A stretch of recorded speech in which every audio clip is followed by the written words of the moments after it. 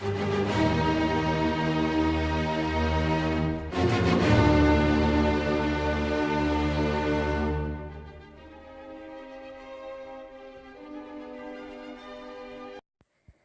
my name is Professor Red Ribbon, and I'm the leader of the Ribbon Association.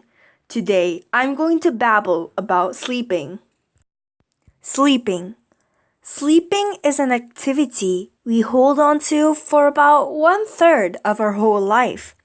It is also very closely related to our daily routines. People say reading a book can change one's life. But how about sleeping?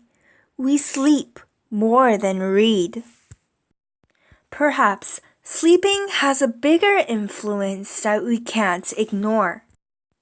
So that's why I, the leader of the Ribbon Association, came up to a hypothesis where there is a correlation between sleep and personality. To prove my hypothesis, I'm going to give you some proof why there is a bond between sleeping and personality. This man over here is named Peter Tripp. He was a famous radio DJ from back in the 1900s. To raise money for a charity, Peter Tripp decided to do a wake-a-thon. A wake-a-thon is a kind of a project where you have to stay awake and not sleep. Many scientists and experts joined the project, and the project itself was broadcasted all over the world. The first 3 days of the project was quite okay. He was just a bit tired. However, the scientists entertained him and helped him to keep him awake. But the problem appeared from the 4th day. When about 100 hours passed since the project started, Peter couldn't calculate and recite simple alphabets such as ABCD. Speaking and calculating are what the cerebrum does, and I, Professor Red Ribbon, can definitely state that something made a flaw in his brain. And as time went by and the wake-a-thon reached 120 hours of staying awake, the situation got worse. Peter was now having hallucinations, such as seeing spiders in his shoe and mistaking a scientist for an undertaker who's going to kill him. It was as if the brain wasn't working, like it was boycotting and saying that I will not work for you unless you sleep. After 201 hours of no sleeping, the project ended. Then, Peter Tripp took a long 13 hours good sleep. On the next day, Peter wasn't tired anymore. He could read and write normally, and everyone who saw the project through the broadcast thought he was fine. But his family and friends opposed. He lost his job soon after the project.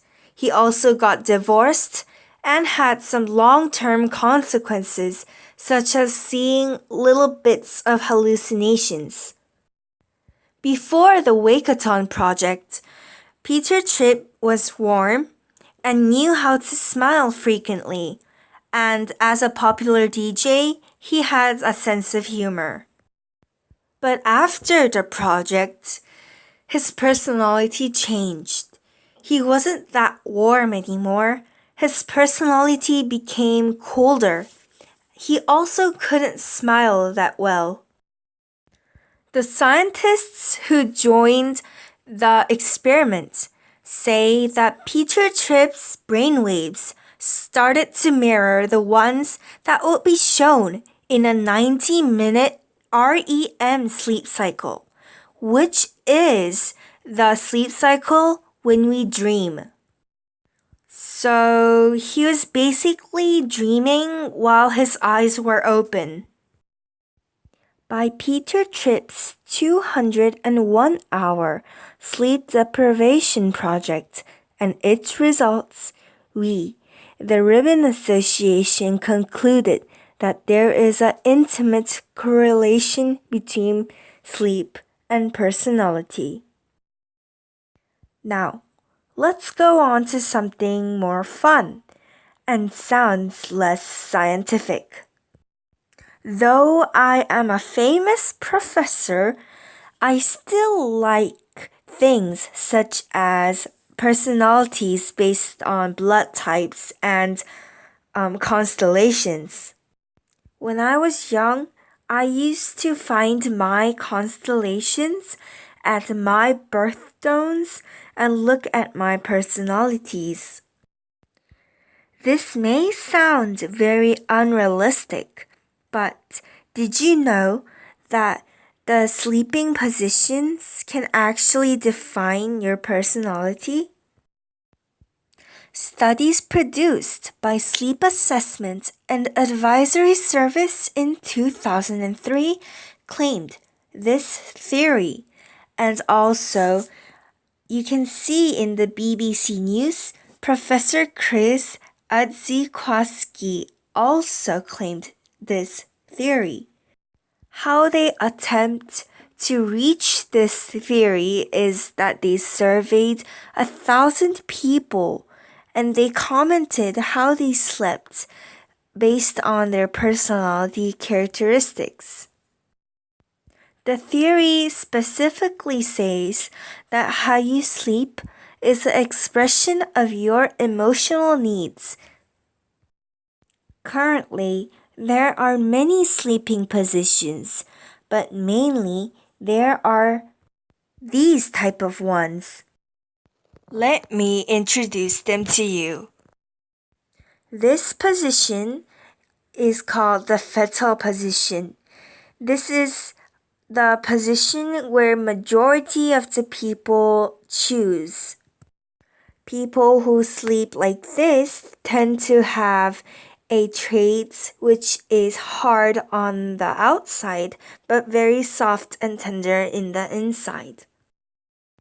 And this position is called the log position. People who sleep like this tend to have a great social skill and friendliness. This position is called the yearner. People like this are quite complicated. For example, when they try to make a decision, it takes them a really long time. However, when they make up their minds, then they'll stuck with it for a long time. And this one is called a soldier position. They tend to be quiet and have strict moral rules. And this one's called a starfish position. These type of people tend to make great friends and be a great friend. They also give a helping hand. This position is called a pillow hugger. This position type of person is most likely to cherish the relationship between friends and family.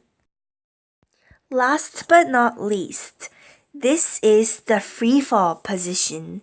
I'm sorry if this looked like a ghost, but this is just a human facing the bed and lying on their stomach. This type of person is very sociable and hardworking. However, it can be difficult to face an absurd situation. There are still many more types of positions, and I have not covered them all. And also, the research and experiment is still on the roll. So, you may not find your position. However, the Ribbon Association and I Professor Red Ribbon believe there is a righteousness in this theory. There are many verified researches which say that people inner personality comes up in unconsciousness, and sleeping is a part of unconsciousness. It's kind of like what you'd have to wear in your house. If no friend is looking and you're the only one in your house, you'd have to dress up. What color, what type of fur, what type of socks would you wear? For me, I'm the similest to the pillow hugger. And I do cherish my friends and my family, and I am very sociable. Well, today we discussed about how sleep correlates with personality. Well, then, I'll meet you next time. It's time for my afternoon tea. Bye.